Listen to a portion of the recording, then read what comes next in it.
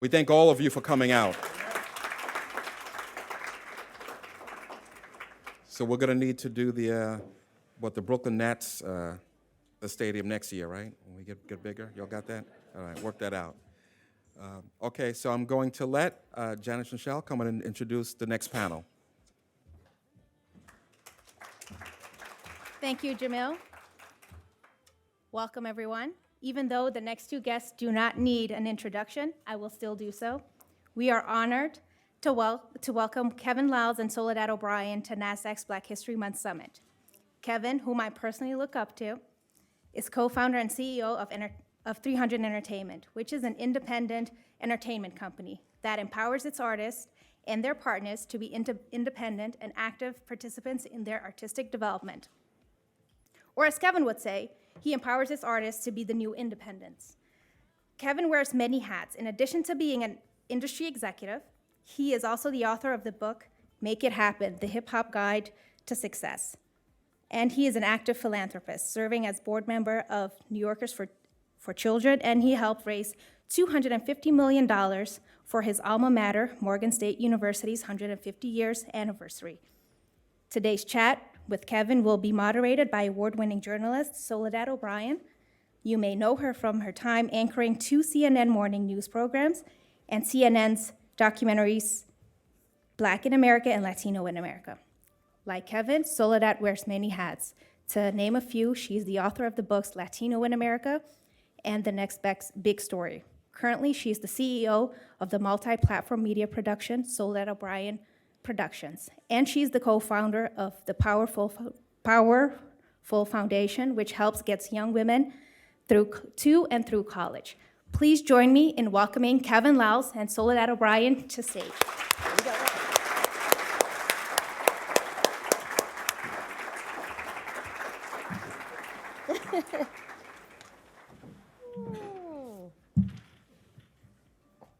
Hi, everybody. Hi. So this will be fun because we've known each other a minute, and you also have this room full of people that you have come up with and you've worked with over the years. A couple of people. So I think we should start at the very beginning. Is your dad here today? My dad's right there. Where's Dad? Right there. Hi, Dad. How are you? Nice to see you. Me too. So I want to dig into entrepreneurship and African Americans in business, but I think to get there, we need to start at the beginning. So talk to me about your childhood. How were you raised? Kind of tell me about yourself as a kid. I can't lie because my mother and father are here. I was going to say. And then I'm going to check in with them and see if the stories match up. Coming up in Baltimore, I would just have to say, it was at 16, you're on drugs, you're dealing drugs, or you're dead. So early on, I just, my parents just tried to put me in places where I would have a different experience. I wouldn't just be a product of my environment, I would become a product of my experiences. So Boy Scouts of America, football, baseball, summer camp. I remember 8 years old falling off a horse somewhere, I don't know what it was. And it was always about being a product of your experiences. And then I remember a time when I started to love football, and I loved the team sport of it. Again, you can go to the gangs, or you can go to the drug dealer, or you can go to sports. And I found my thing in sports. And then it was about who makes the most money. And I got caught up in the whole thing about money, and I said, I'm gonna be an electrical engineer. And that was for a little while, and then I fell in love with rap music. And I remember hearing, now of course you had, what was the old record? Curtis Blow and Hip Hop Delight, Rappers Delight, that stuff. But it wasn't until Run DMC, Sucker MC that it took control of my life. And it was that time I said, nope, I'm not playing football anymore. Nope, I'm gonna be a rapper. I got this. I'm gonna stay in school as long as I can. And then the rest is history because I became, a guy in the music business. But then you were in college and you were studying electrical engineering. Yeah, but I was also on tour with LL Cool J and Run DMC, opening for Salt and Pepper. Had a record that I wrote, somebody stole from me and sold 18 million copies. So it's like, I'm sitting there, I'm looking, they're telling me about, you have to know the algorithm of, I said, I don't even know what you're saying right now to me, but I'm gonna have her do my homework, because I would be at the club and I'm going on tour. And again, I was in school for a different reason than most people go to school. And as I got older, it made me think about paying all that money for a piece of paper to go somewhere and somebody tell you you can't have a job. I just, it's important, don't get me wrong, but at that particular time, I was about really changing that. You know, I hated the fact that my mom had to work somewhere for as long as she did and never owned that. You know, and my dad worked 2 jobs and never owned that. That just wasn't something that I wanted to, there had to be more out there, so I wanted to do something different. How did you know it was time to make the leap? I think a lot of people, a lot of us talk about, you know, my passion's over here, my job is over here, and very, very, very rarely does someone say, I'm gonna go with the passion and figure out how to leave the gig that you're solidly in. Well, we were talking to your nephew, and I said, music is a hobby until it's paying your bills. And I always said, Mom and Dad will tell you, I worked at the bagel shop. I'm telling stuff I never told people. The bagel shop, I delivered newspapers on Saturday and Sunday. Also worked at a telemarketing agency. I might have called your house. You know what I mean? It was called World Connections Travel. But anything that I did, I made sure I was the best at it. So I wasn't a newspaper guy that threw the newspaper on the lawn. I put it on the door. That guy, yeah. You know what I mean? World Connections Travel, by 18 or 19, I became the assistant manager, and I was overseeing 400 people, and it taught me how to orate a room. It taught me about how to turn a no into a yes. It taught me, matter of fact, true story, somebody was on the phone with a guy that was in the music business, and he said, well, my boss is in the music business, you should talk. That guy turned out to be Bill Pettaway, the guy that co-wrote Girl You Know It's True with me. Actually happened because somebody called his house and said, yo, you do music? He said, yeah, we got together. I found a song in this trash can, and it was Girl You Know It's True. That shit, I mean, that really happened, sorry. Really happened.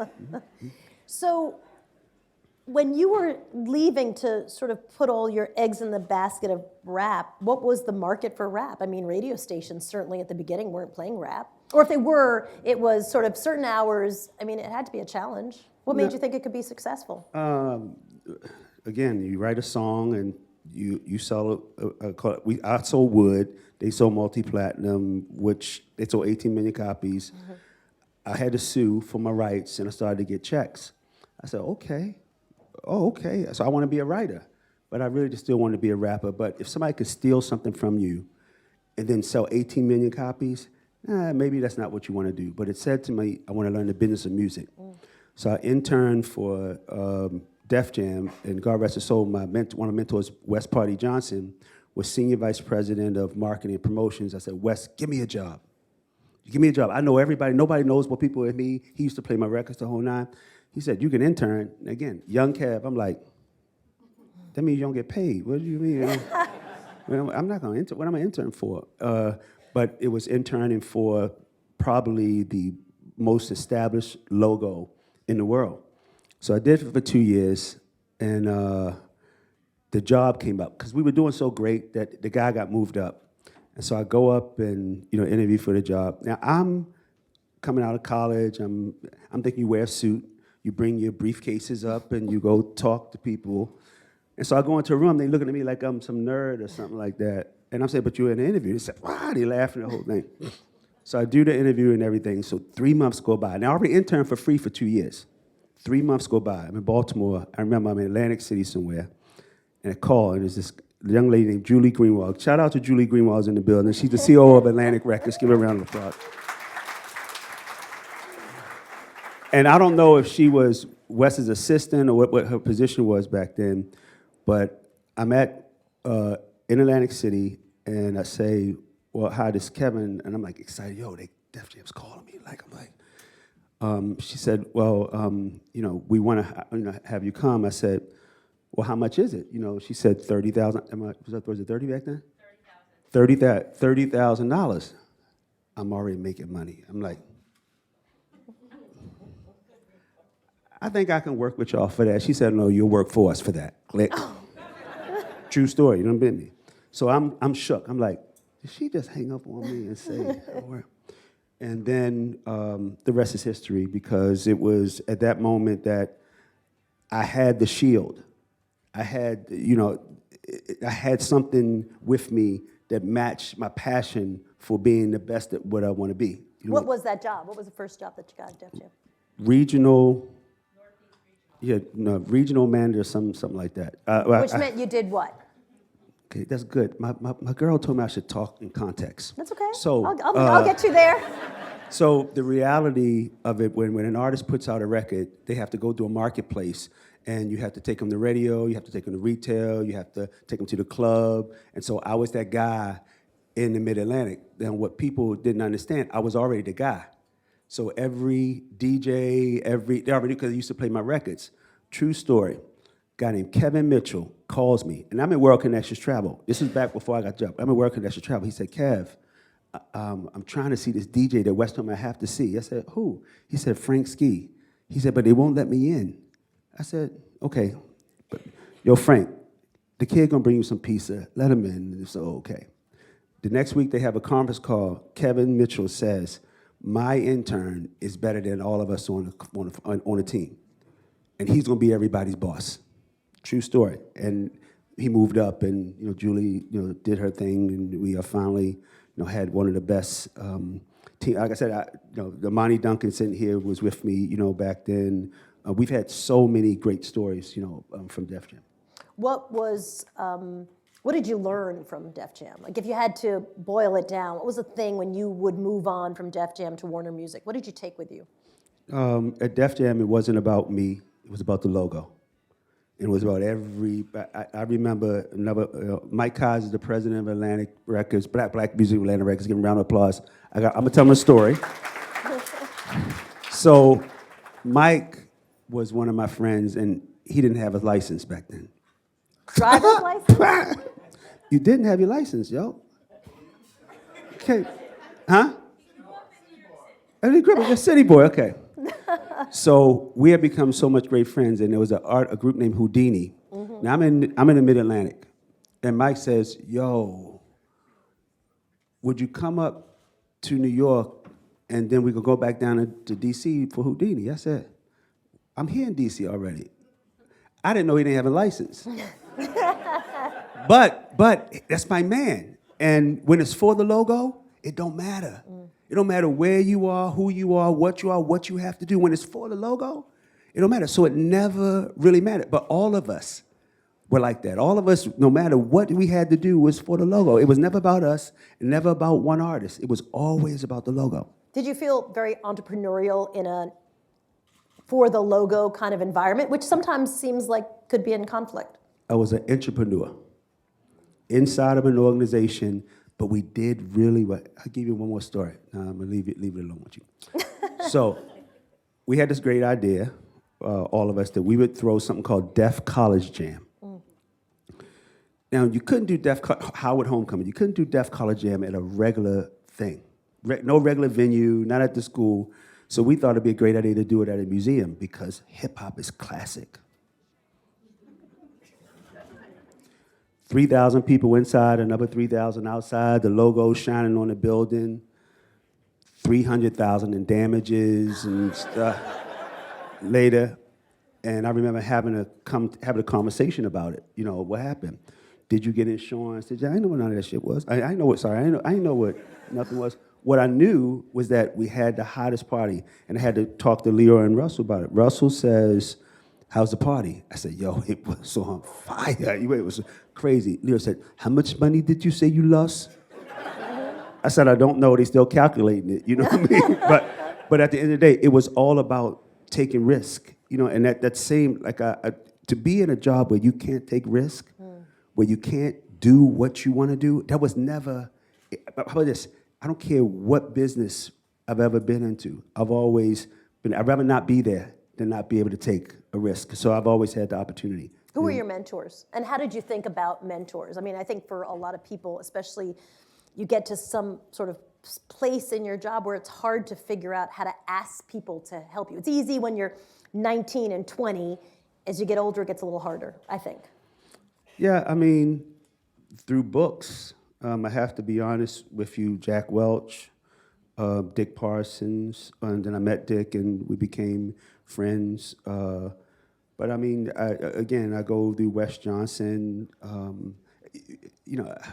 So your mentors Russell, were people you admired, but through their writing. Through their writing early on. And then when I started to actually be around, I remember seeing Russell sit on top of the Rolls Royce in the, I don't know if it was a Hampton or Howard hoodie. And I said, $34 million, he's sitting with a hoodie on a Rolls Royce. Oh, that's me. That's no way.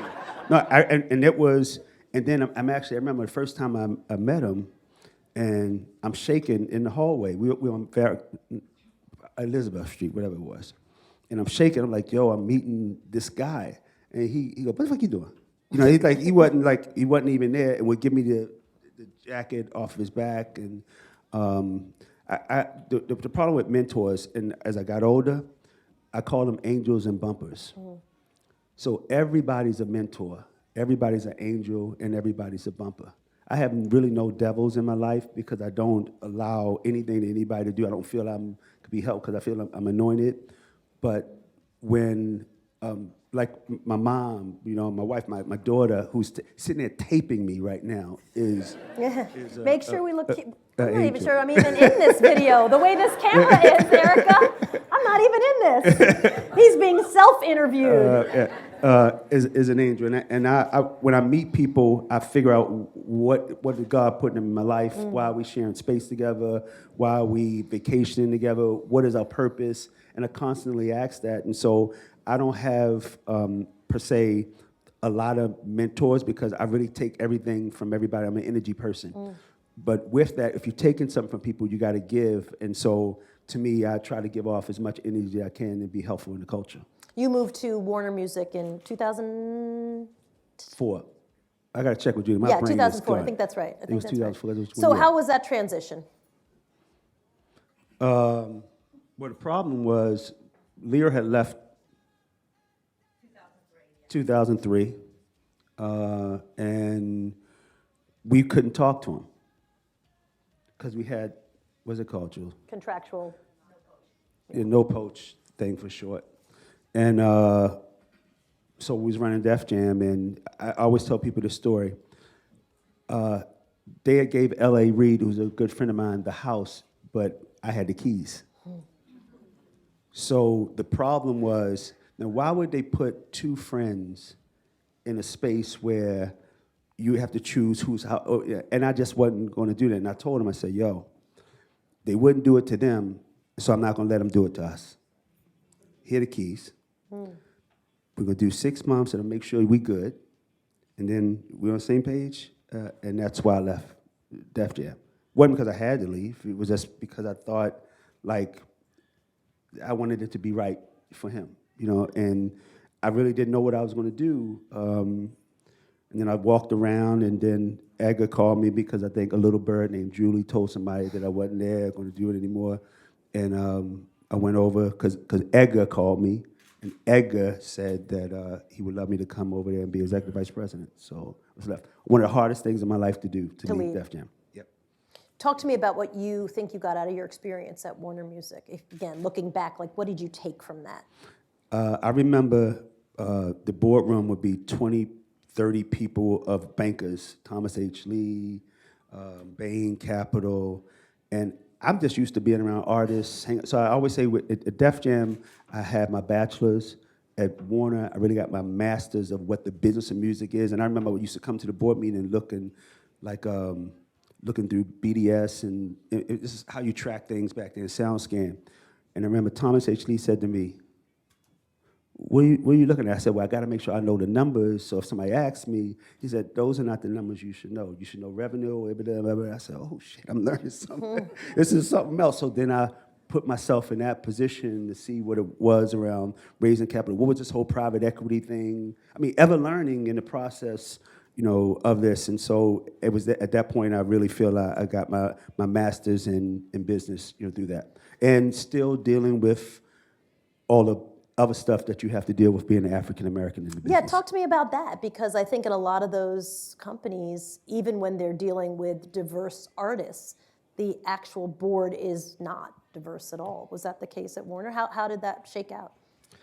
I don't know. I don't think I've ever had more than one black person in the boardroom that I've sat in. Is that right? Yeah, that was me.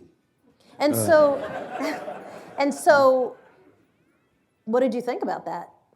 The same thing I think about it today. I think it's bullshit.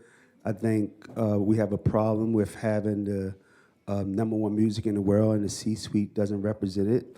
But I don't blame that just on the music business. You can look across all business and see it. And think about when I'm gonna sound old now. Think about you're a young entrepreneur, and you need to get that loan to take you to another level, and you can't get the loan because you're black. Not because you don't have a good business, and people could say whatever. So you have to go take on a partner that's not black in order to do. 'Cause I just feel like at the end of the day, until I die, I will always say there's not enough representation of us. And when I say us, I mean people of color, gay people, women, whoever you want to call it. There's not enough of us helping make the decision and help the narrative. And it's one of the reasons why at 300, we focused on it. And this is, you can go to any company that you want to go to. Almost half of my executive team is female. Almost half of my executive team is people of color. I'm proud of the numbers because most of them are 3%, 6%, 0.06%, and the whole nine. So I'm not just talking about diversity. When you light, you shine light on things that need to happen. And we're the company that we are because we have a diverse executive staff. As you know, I think for lots of African Americans, and I heard this a million times in TV news, which is like, we'd love to hire them, we just can't find them, right? I mean, and so how do you change, not obviously in your organization, but in the greater organization? Because I do believe that that's correlated to access to capital, ultimately. Yeah, I've left, they call you, Kev, you're prominent African American, can you sit on my board? We want to change the company. And I say, okay, well, who's the head of talent? Georgina from such and such. I said, we're going to get rid of her, and you're going to hire a black person. And then you'll find all the black people that you want to find. Well, that takes... What, Kevin, I don't know if we're ready. I was going to say, and everybody embraces that. Yeah. I don't know if that's really the direction. I said, well, I can't be on your board. Because in order to... You're really that aggressive about it. In order to... Well, listen. No. People know. You and I both know that people talk about and think about that, but when push comes to shove, often they get on the board and they say, and I'm going to do that from my seat right here, and it doesn't happen. So how did you have that conversation? I mean, that's, I think that's hard. The funny thing with me, I'll really say something that's really white. I really will say it. That you really... I was on a plane with some friends. I was mentioning a story. He said, man, anybody that's kneeling, if they don't want to be in this country, they should go to another country. I'm like looking, everybody that's drinking and acting like nothing just happened. I said, hold on. As the black man on a plane, private plane, I say, obviously, you don't have a cousin, a brother, a son, anybody that's been stopped and frisked and the whole nine and blah, blah, blah, this. Well, no, I said, and obviously you don't understand what the whole purpose is, but I get it. You're talking white man privilege. And it's not that you mean it, you just don't know. You How just did that don't know. go over? Huh? How did that go over?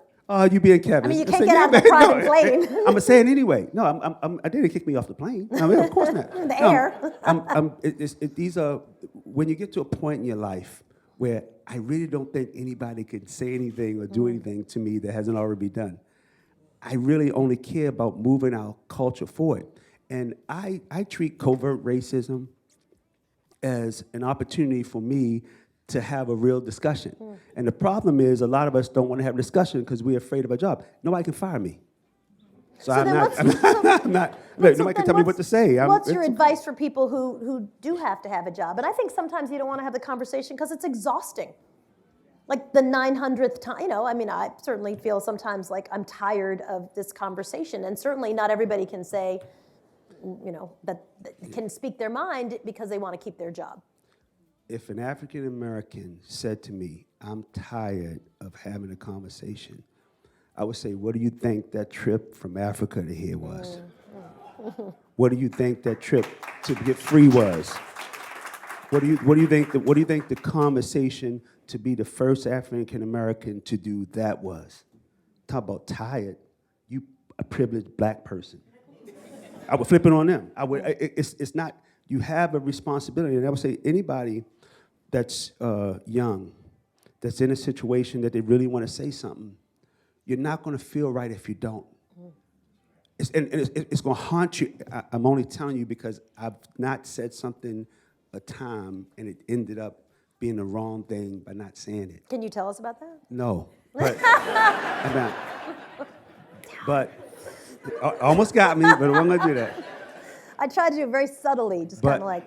But one thing you know about me, you can talk to any head of music company or any entertainment company. I've spoken to every CEO, and I've told them, I said, we have to make diversity important to us. While you're in charge, the guard is changing now.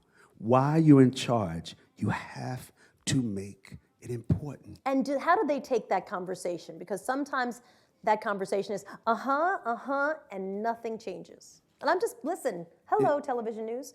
Right? I mean, honestly, like I have had the conversation about diversity in TV news since 1987. It's the same exact conversation. So do you find when you say that to CEOs today that they say, yes, you're right, we see this seismic shift and we've got to be with it or we're going to be left behind? They all say it and they all react differently.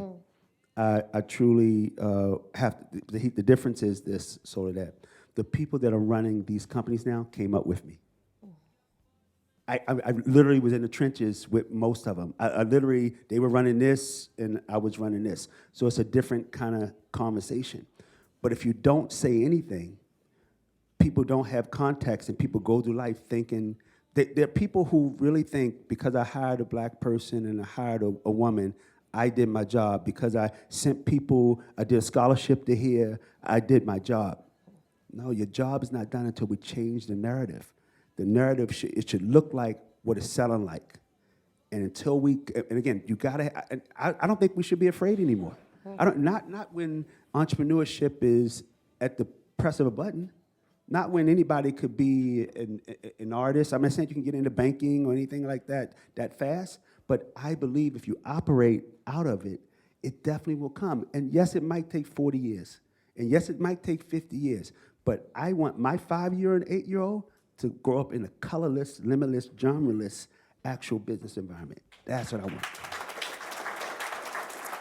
How does that play into how you think about your company today? Talk to me a little bit about what your philosophy is, about promotion, about not just who's in the boardroom, the artists that you bring in, and how you even think about leveraging what those artists can bring to you. I always say you got to find a way, which was finding how we co-founded the company. You got to nurture a way. Is if Young Thug wants to wear a dress, he wears a dress.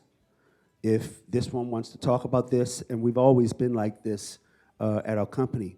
But we also have to be responsible for adults, and we also, to the people who work with me, here's my line. I don't want to run the company. I want the company to run. I raise my hand in meetings, and I don't know someone who's here from the company. I say, guys, can I give my opinion? Now, if it was me, oh, here we go. If it was him.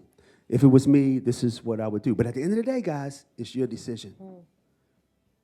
Maybe 5 times they come back to my thing, but most of the time they do what they feel by their gut. But that's what makes us risk takers. That's what we celebrate inside of the company. So to me, our company looks like our artists that we have. We have a lot of different genres. And the people they come in with a sense of ownership. When you say you don't want to run the company, you want the company to run, I run my department. You can't tell me. I know I'm a receptionist, but I run this receptionist desk. Because Kevin said he don't want to run the company. This breeds a different kind of, ownership to what we're doing at 300. Why do you think the numbers of black executives, and not just in music, but everywhere, is terrible? Terrible. I mean, the number of black people on boards is horrible. Why? Because the line of, I don't know where the people are, the whole thing, because that's a white man asking another, a white woman, or a white man asking another white man. You know, but if you ask a black man, he'll take you to a HBCU and say, hey, here's this one, here's that one, here's that one, and they're both qualified to do that. How about this? Here's Ken Frazier, here's this, here's that one, and they're both qualified to do it. It's not, it's just they don't really know. And I'm not giving people an excuse. I'm saying, if you are that one black person in the room, take them to get some collard greens. By the way, my first boat came to New York. Julie said, "You're gonna have lunch?" I said, "Yeah." And we're sitting there, and this sponge in my soup. I'm like, matzo ball soup. I didn't know what else was a sponge in my soup. But she was showing me. Am I lying, Julie? Am I lying? Oh, I'm lying? I'm telling the truth. Matzo ball, I didn't know what it was. Then, okay, where's the other, brisk? What was the thing had me come to? Yeah, the brisk. How about this? Here's what I'm trying to say. We exchange cultural things, whatever you call it, between each other. Experiences, and that doesn't happen enough. It's why I tell my people, yo, you have to tell me what this Indian thing you're doing over. I want to know what y'all celebrating so I can have a conversation. And that's one of my guys that said to me, Kev, we're doing this fundraiser. Baba said, well, how many people believe in it? Do you believe in it? He said, if I didn't believe in it, I wouldn't be coming to you asking you to fundraise with me. And I just do it because I want to know more. And the problem is most CEOs, they live in a bubble. They live in a bubble that, and then they go home, it's another bubble. And then they go on vacation, it's another bubble. But it's for us to, you can't imagine. I always say, well, what is going on? Okay, cool, I'm gonna show up there. Then people ask, well, you know him, how this? I said, yeah, I got a lot of relationships. I'm in the same room as you in. I had a young lady named Amy Vaughn. I was gonna say Weinstein. Amy Vaughn. Amy Vaughn left Columbia after 17 years and said, I have to work for 300. I said, wow, she said, because nobody ever gave me the rock. You want to give me the rock. And I said, okay. So she's working for me, and there's this thing, Women in Music. What's the thing in LA? The Billboard Women in Music. Women in Music. So I said, ladies, call all the ladies. I said, ladies, we're going to get a table at Women in Music. They said to me, great. I said, well, Heather, who you want to go? I said, it's Women in Music. Y'all figure it out. I mean, whoever y'all want to go. I'm standing up to me, talk to Raina, talk to, have y'all figure it out. And so Amy calls me from the event and says, yo, you wouldn't believe this, Kevin. You wouldn't believe it. This is a white woman. You wouldn't believe this. I said, what? She said, 17 years I've never been asked to go to this event. And in 17 years, I can't believe I'm at the event.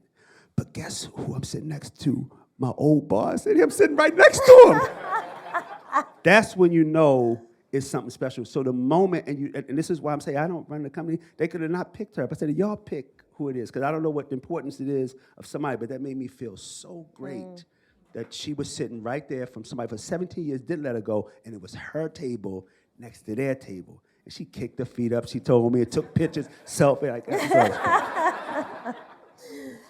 Last question before I'm going to open it up to questions from our audience. Do diversity programs work, do you think? No. Why not? I think because they're programs. What's that mean? Meaning they're checking the box. You're not going to get diversity until you hire a person of other. And I won't just say color.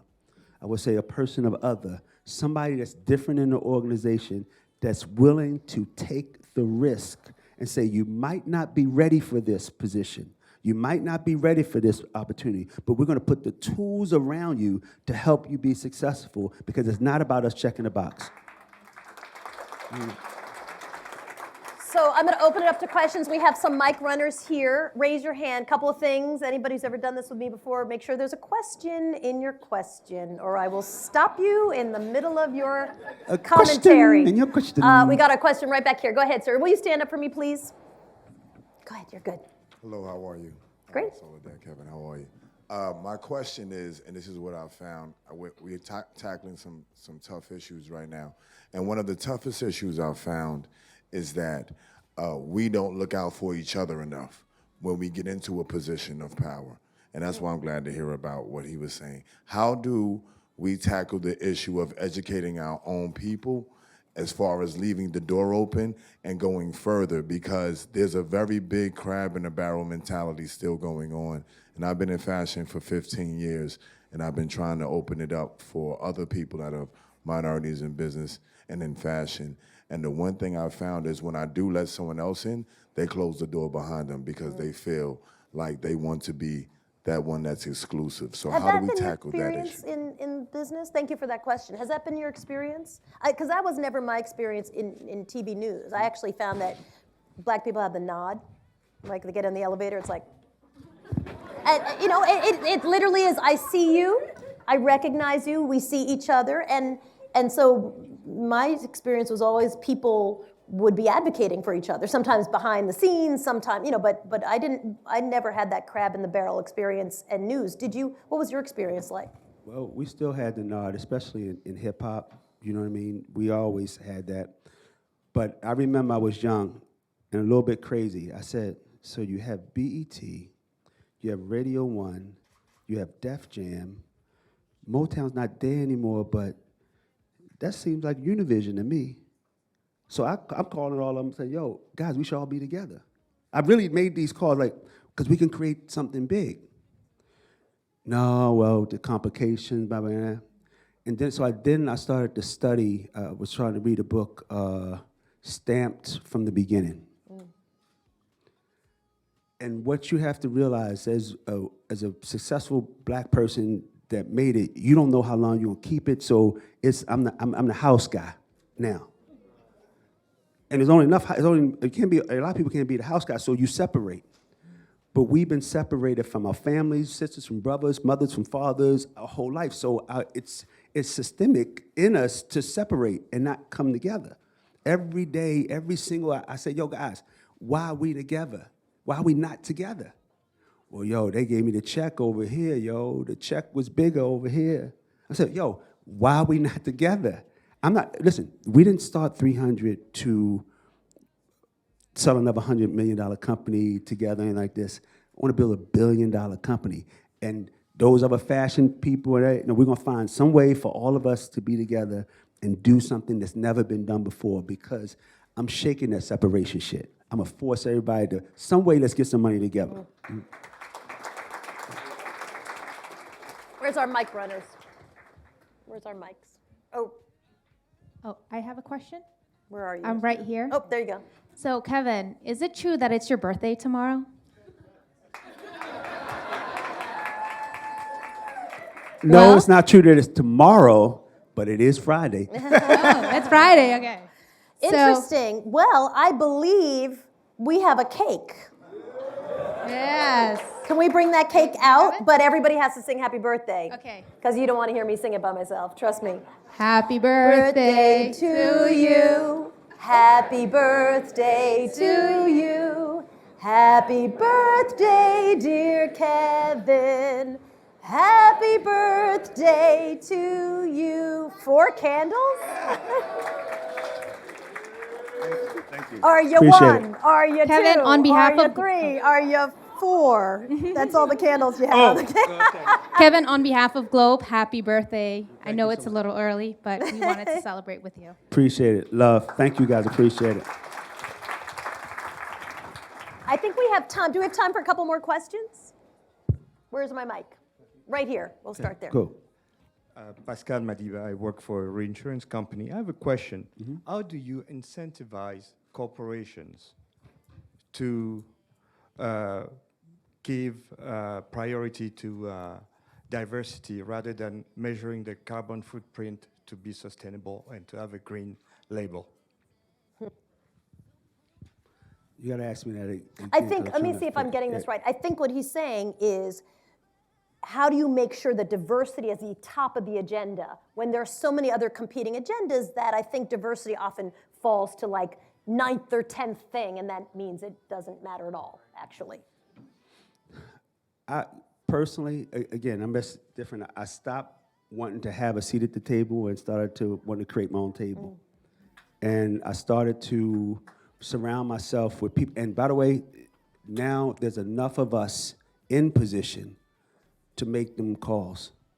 That when a head of diversity job comes up at this place, yo, you put her in there. And when a head of this comes up, this place, she needs to be over there. And I believe, again, it might take another 10 years, whatever, but we just got to start positioning ourselves.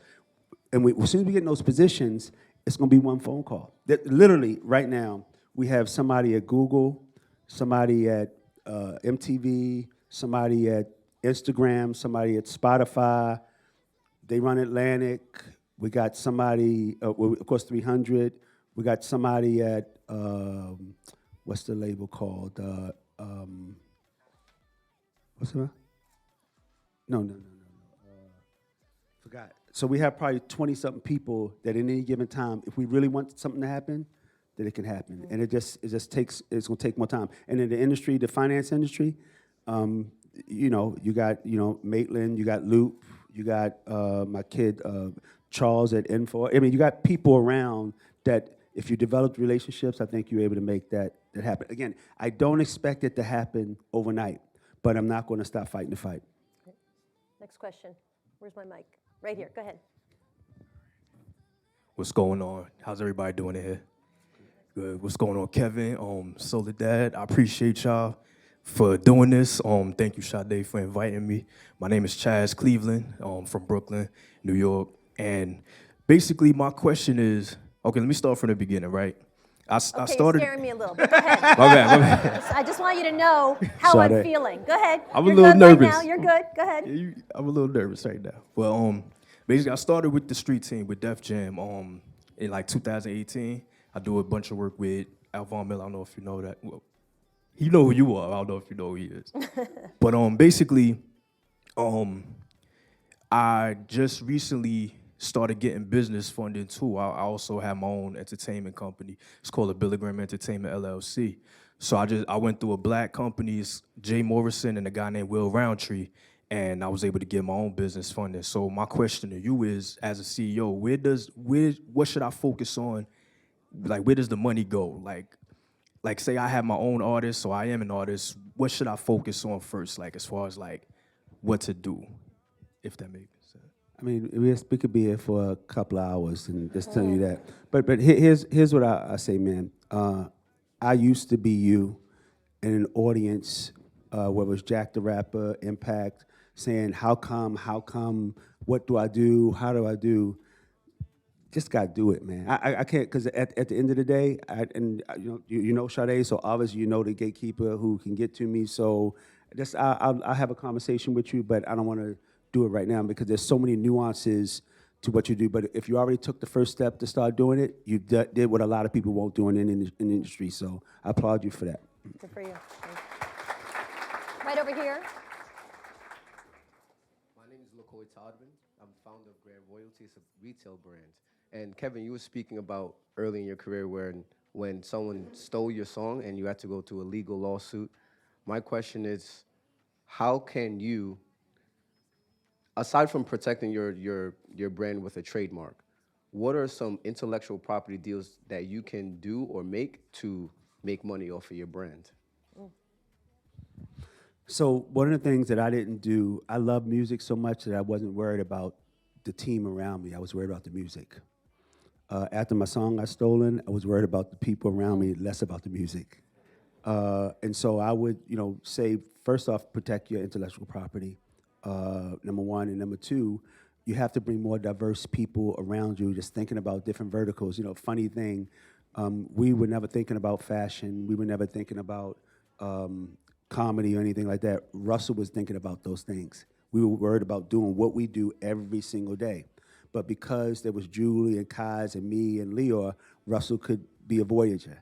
You know what I mean? So, but it was 5 of us. And so we were growing a company. We could get into other things, get into gaming and all those things. Or then it became 6 of us. And then, it was like that kind of thing. So I don't believe If you want something different, you got to put different minds and different one and twin powers activate around you to get those things. I'm going through it right now. I want to be into more content. Do you know what I mean? But literally, I have 100 artists, I have 52 employees now, whatever it is, and I really have to be a steward of the company.